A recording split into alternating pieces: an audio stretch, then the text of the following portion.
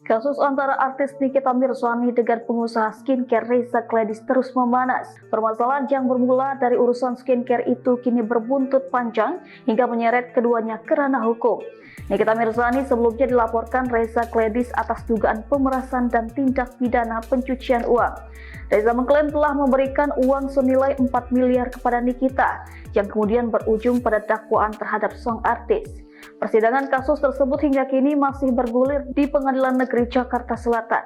Di tengah panasnya konflik itu, pengacara kondang Sunan Kalijaga sekaligus kuasa hukum dokter detektif mengaku menjadi korban serangan dari tim kuasa hukum Reza Gladys.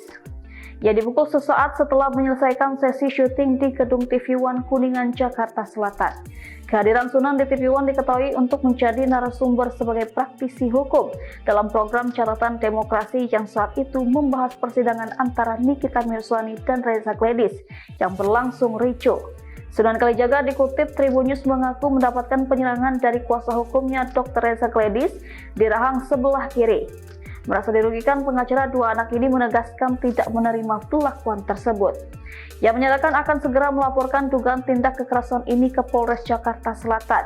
Meski demikian, Sunan tidak membalas pukulan tersebut karena menyadari situasi dan tempatnya tidak tepat untuk melakukan perlawanan. Ia menambahkan pelaku yang memukulnya justru tidak dikenal dan bahkan tidak diundang dalam acara tersebut.